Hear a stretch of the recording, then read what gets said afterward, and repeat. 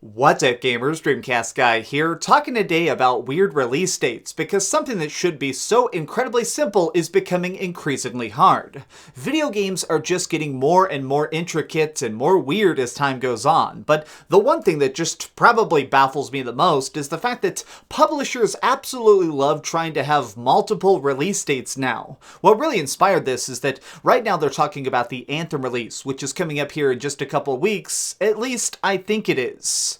This morning, the official account for Electronic Arts decided to tweet out this handy little chart to try and explain when exactly you would be able to log in. Let's just take a look at it together for a second. So as we can see here, first up is of course the demo. That's probably already about to pass by the time I post this video, but next up is the first phase of early access. Yes, for some reason there are 3 separate release dates, but you can see that if you have Origin Access Premier, which is only on PC, you can play the full game on February 15th. However, if you only have EA Access or Origin Access Basic on PC or Xbox One, you can play the opening 10 hours of the game on February 15th. However, if you only bought the game for a normal $60, you have to play the game on February 22nd. And as you can see, what's really weird about this is, look, you can actually see that the special editions of it also release on the same day. It just makes it where even if you paid $80, technically you won't be playing it earlier than the people who have EA access for $10 a month. Charts like this just blow my mind because they're so convoluted. Why are you not making things incredibly transparent? You see, I'll admit it, I'm an old man. I love just being able to go to the store and pick something up. One of my favorite memories of all time is actually the release of Halo 3, because we went down to GameStop for the midnight release and there was a huge party outside. People were throwing frisbees around, eating pizza, some people were secretly drinking some beers off to the side, and it was a real blast. There was just such a positive energy of everybody understanding what exactly was about to happen. It was just such a thrilling, great time. And of course, as midnight struck, everybody flooded inside the store, picked up their copies, and started talking trash as we all ran to our cars, being like, "See you online," or "You're gonna die first," and it was so exciting. In modern times, you're not gonna have that, because people are gonna have 18 different release dates. And this is not a new thing. People have actually been experimenting with this a lot over the course of the last couple of years. I mean, even Gears of War 4 did it. If you wanted to get that game a little bit early, there was a $60 edition, there was an $80 special edition, and there was a $100 Ultimate Edition. And if you paid $100, you would be able to play the game 5 days early. They also did this with stuff like State of Decay 2. Recently, they decided to do that with Assassin's Creed Odyssey. These are games that are trying to test the limits of a fan base. I don't care what anybody says. I actually get some very angry emails quite often of people telling me, "Don't talk about microtransactions. It's all about player choice," or "Don't talk about early access. It's all about player choice."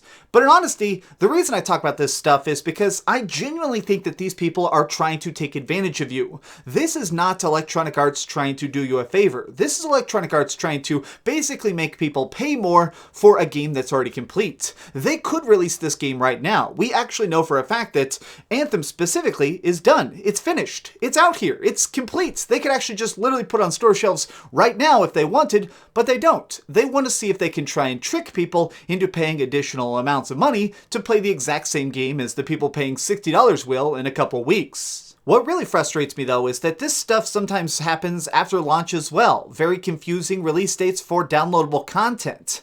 I still think that you need to try and be very, very transparent. I'm still not exactly a fan of season passes. The idea of basically you're paying for downloadable content before it's complete, I still think that that's a little bit scummy. I'm more warmed up to the fact of it, honestly, because we've gotten so much good DLC in the last couple of years, but I still think it's a little bit weird to pay for a product that does not yet actually have an ability to sit on store shelves. But some games, they just go so far beyond any normal understanding, like the Tomb Raider DLC. So late last year we got Shadow of the Tomb Raider, a game that was pretty decent. Some people really loved it. It wasn't really my cup of tea. I actually reviewed it pretty harshly. But what's really baffling about it is not only was the game kind of released in a weird phase of some people got to play it early, some people got to play it later, but then afterward they tried to get people to to buy a season pass for all the downloadable content, and when people asked when they'd be able to play this stuff, they released this chart.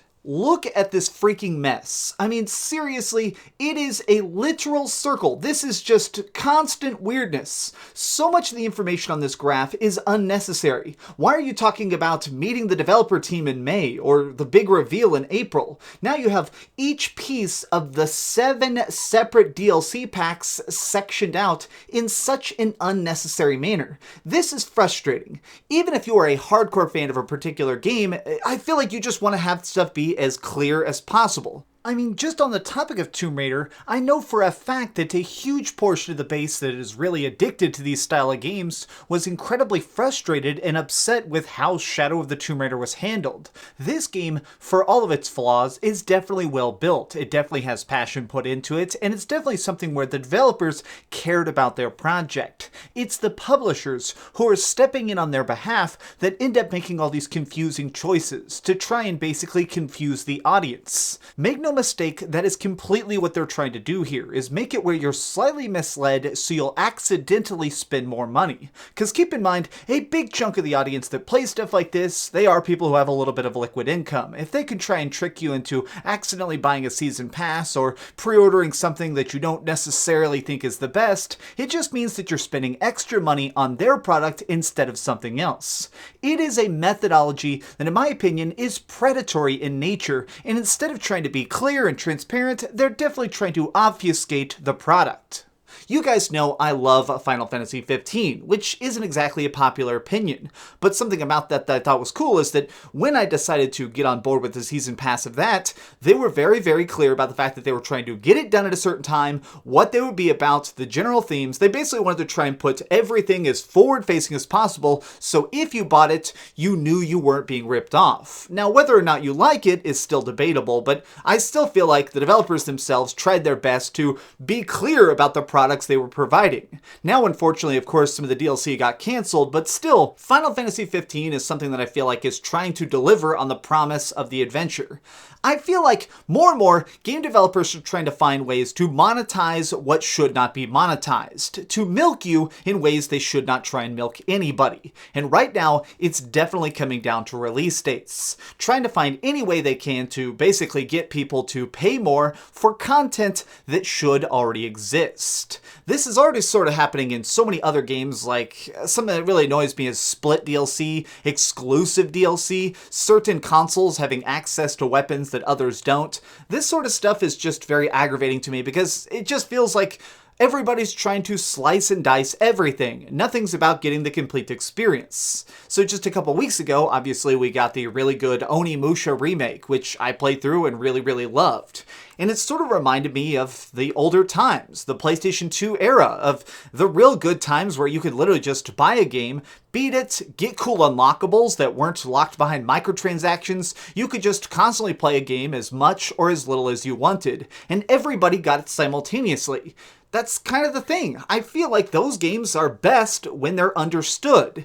This is only going to blow up in people's faces, and I feel like a good example of that is Battlefield 5. So last year, they completely tried to do this exact same experiment, but with even more release dates. You could basically play the game 10 hours early if you had EA access. If you bought the $80 special edition, you'd be able to play it 4 days early, and then the actual release date was later than that. That's when you just had the $60 game. You are basically insulting your audience. If you are saying, hey, you bought the game, but you get it last, you're officially making it where everybody else is not going to want to buy it. Gamers are smart, gamers understand stuff, and gamers just want to get the best deal possible. Let's face it, the video game industry is now one of the biggest markets on the entire planet. People are spending more money on video games than any other entertainment industry. And you know why? It's because we make informed purchases. We want to be able to just walk into a store, grab the stuff we like, and then, if we want, buy everything for it. All the cool merch, Halo shirts, weird hats, everything like that. People love to get that kind of stuff. I guess I'm just blown away that they think this stuff is going to work. I actually think that Anthem will be a success, but this release date chart is a bad omen. No matter how you look at it, this is not good news. So I just want you to keep your eyes peeled, be aware, and realize that people are going to try and scam you if you let them. Thanks so much for watching, gamers. If you enjoyed this video, please give it a like, share with your friends, and subscribe if you haven't already. But do me the biggest favor of all and keep dreaming. Thanks so much for watching that video. If you want to see something else, you can always click this link to see what I put up last, or, subscribe and see what's coming up next. Also, I promise that whatever I do, it'll try not to suck.